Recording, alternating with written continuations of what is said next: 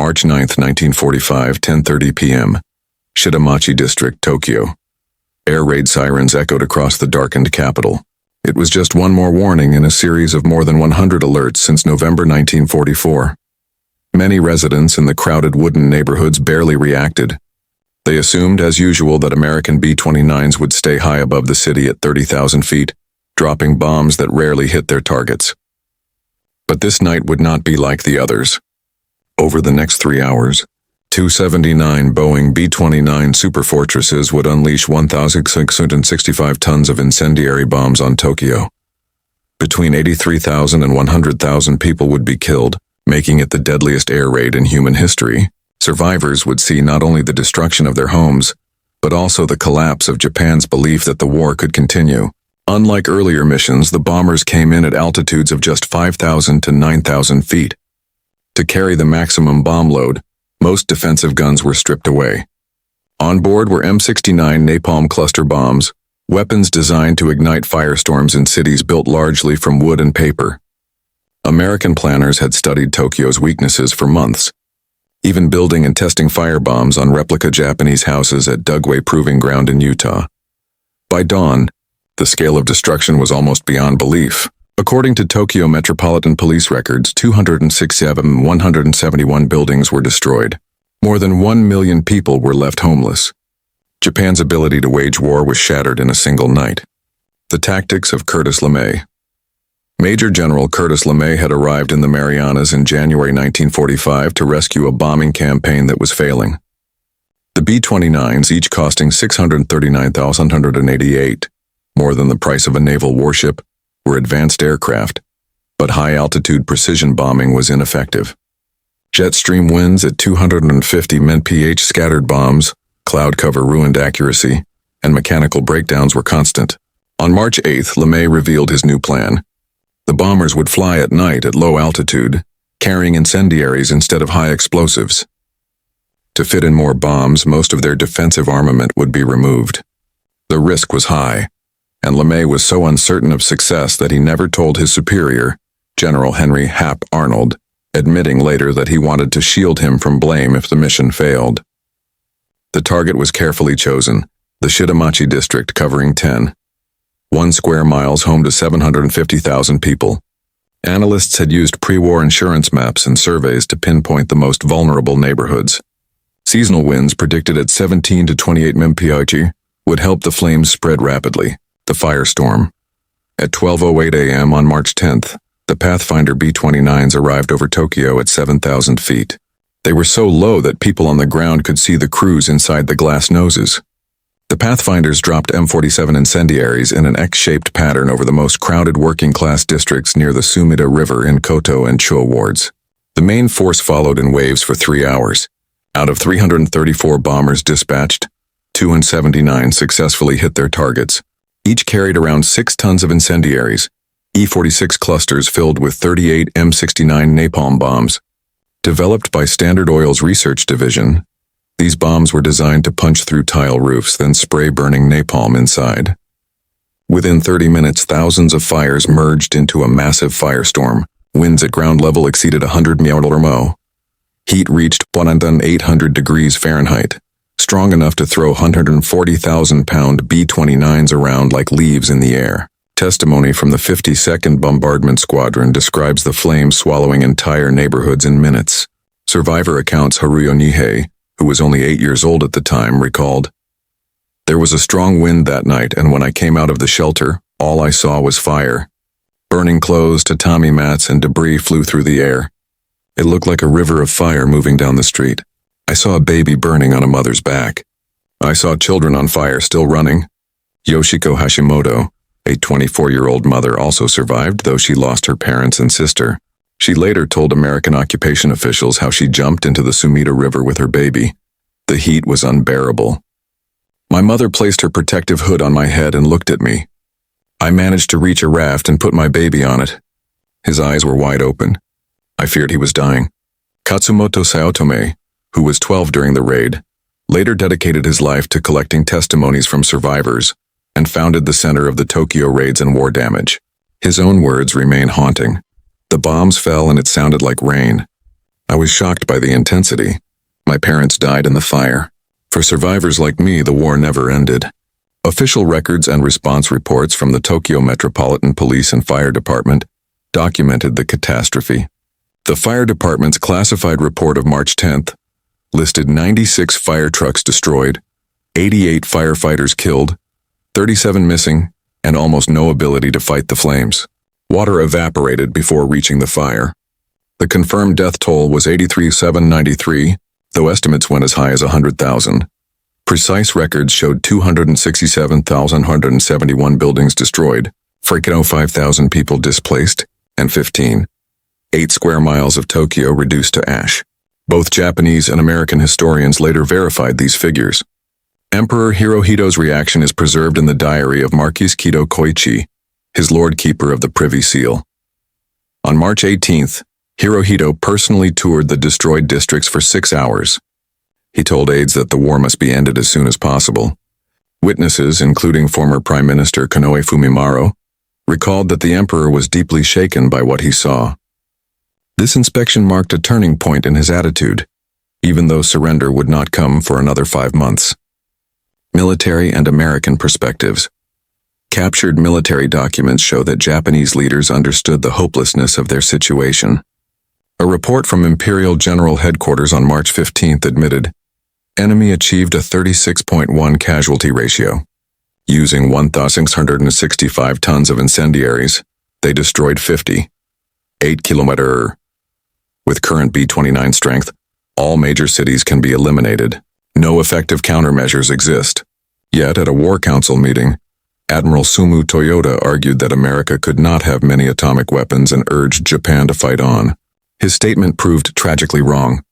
From the American side, General Curtis LeMay later wrote, "We burned to death more people in Tokyo that night than were killed at Hiroshima and Nagasaki combined." Robert McNamara, who served as an analyst on LeMay's staff, reflected in the documentary The Fog of War. LeMay said, "If we had lost the war, we would have been tried as war criminals." And I believe he was right. Crew testimonies from the Strategic Bombing Survey show their shock as well. Major Thomas Power, leading the 314th Wing, reported, "The entire city below us looked like a pot of boiling tar." March 10, 1945 was the night Tokyo was consumed by fire, a night that sealed the fate of Imperial Japan. The firestorm's characteristics. The U.S. Strategic Bombing Survey, carried out immediately after the war with full access to records, documented the firestorm in precise detail. At its center, the temperature reached 1800 degrees in F, 980 degrees in C. Winds on the ground exceeded 100 mph. The firestorm lasted around 6 hours and consumed 8 square miles of Tokyo. A total of 267,171 buildings were destroyed. Deaths were confirmed at 83,793, though estimates suggest over 100,000. Another 40,918 people were confirmed injured, and 1,805 were left without homes. These figures, compiled through cooperation between American and Japanese authorities, remain the most reliable statistics available. Follow-up raids. The assault on Tokyo was only the beginning. In the days that followed, B-29 struck other major cities. On March 11th, Nagoya lost 2 square miles. On March 13th, Osaka saw 81 square miles destroyed. Kobe was attacked on March 16th, losing 3 square miles. Nagoya was bombed again on March 19th, with another 3 square miles burned. By the end of the war, 66 Japanese cities had been hit, wiping out 178 square miles of urban area and killing between 300,000 and 400,000 civilians, according to the Strategic Bombing Survey.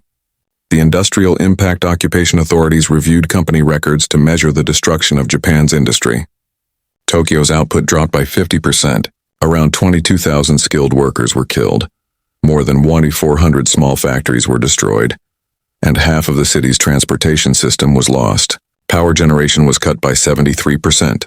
The Mitsubishi aircraft engine works, though not directly struck, stopped production when 60% of its workforce was either dead or homeless, and most subcontractors were destroyed. The technological gap captured Japanese documents reveal their recognition of a massive technological imbalance.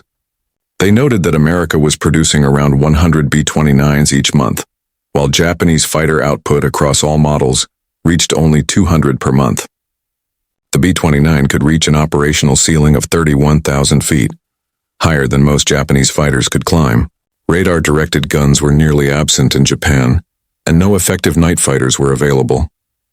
Every B-29 embodied advances Japan could not counter: pressurized cabins, centralized fire control, radar navigation, and engines producing 2,200 horsepower. Even Japan's best fighter, the Ki-84, struggled to reliably intercept them. The path to surrender. While the atomic bombings of August 1945 are often seen as the decisive factor in Japan's surrender, internal documents show that the March firebombing had already convinced many leaders that defeat was certain. Foreign Minister Shigenori Togo sent urgent cables to Ambassador Nao Takesato in Moscow, later intercepted by U.S. intelligence, seeking Soviet mediation as early as May 1945. Prince Konoe's warning to the emperor, delivered on February 14, 1945, had already cautioned that prolonging the war risked internal collapse and even communist revolution. After Tokyo's destruction, this fear grew stronger. Marquis Kito's diary notes record Emperor Hirohito's increasing resolve to find a way to end the war during the spring and summer of 1945. Admiral Onishi's testament, Admiral Takejiro Onishi, known as the creator of the kamikaze program, took his own life on August 16, 1945, the day after Hirohito's surrender broadcast. His note, preserved in military archives, apologized to the spirits of kamikaze pilots and urged Japan's youth to dedicate themselves to peace. In a deliberate act of penance, he chose not to have a second assist him, enduring 15 hours of agony before dying. His death symbolized how Japan's military leadership had come to recognize that conventional American bombing had already destroyed Japan's capacity to resist. Statistical record. The most authoritative numbers come from the U.S. Strategic Bombing Survey and Tokyo Metropolitan Government records. March 9 to 10, 1945, raid B-29s dispatched, 334. Bombers that dropped their loads, 279 bombs dropped, 1,665 tons of incendiaries. Area destroyed, 15, 8 square miles. Buildings destroyed, 267,171. Confirmed dead, 83,793. Estimated dead, over 100,000. Injured, 40,918. Homeless, 1,805,000. American losses, 14 B-29s. 96 airmen. Overall firebombing campaign. Cities attacked, 66. Urban area destroyed, 178 square miles. Civilian deaths, 300,000 to 400,000. Homeless, 8. 5 million. Industrial capacity lost, 60–70%. Historical assessments. The U.S. Strategic Bombing Survey concluded that the firebombing of Japan's cities played a major role in forcing surrender by proving resistance was hopeless. Japanese historian Katsumoto Saotome, who studied the raids for decades, wrote, "The March 10th raid showed Japan's helplessness against American technology. The atomic bombs ended the war, but the firebombing had already shown we had lost." American historian Richard Frank echoed this in his book Downfall, stating, "The firebombing killed more Japanese than the atomic bombs combined and destroyed more urban area than any bombing campaign in history." The moral debate. The targeting of civilian centers has remained controversial. In his 1965 autobiography, Curtis LeMay defended the campaign, writing, "We were at war with Japan. Do you want to kill Japanese, or would you rather have Americans killed?" Historian Michael Sherry argued in The Rise of American Air Power that the raids were acts of terror. Others, like Richard Frank, have claimed they shortened the war and saved lives by avoiding an invasion. Japanese courts have ruled that the bombings were not illegal under the international law of the time, though in 2007, a Tokyo district court acknowledged the raids as indiscriminate and inhumane. Legacy and memory. Unlike Hiroshima and Nagasaki, which have internationally recognized peace memorials, Tokyo's firebombing is far less remembered. The Tokyo Metropolitan Government maintains a small memorial hall, and Katsumoto Saotome's private center of the Tokyo raids and war damage preserves survivor testimonies. Yet conventional bombing has remained overshadowed by the nuclear attacks, despite its even greater scale of destruction. Conclusion. On March 9 to 10, 1945, 279 American B-29s unleashed the deadliest firestorm in human history. The raid killed between 83,000 and 100,000 people, destroyed 267,171 buildings, and proved Japan's total vulnerability to American air power. Survivors saw more than the destruction of their city. They saw the overwhelming technological and industrial gap that made Japan's defeat certain. Emperor Hirohito himself acknowledged this when he toured the ruins on March 18th. Japan was not only militarily beaten, but faced the possibility of national extinction. The 1,665 tons of incendiaries dropped that night did more than burn buildings. They destroyed Japan's last illusion of survival. The moral debate continues, but the facts are undeniable. The Tokyo firebombing was the deadliest air raid in history, killing more than either atomic bomb, and it revealed with absolute clarity that the war was already lost.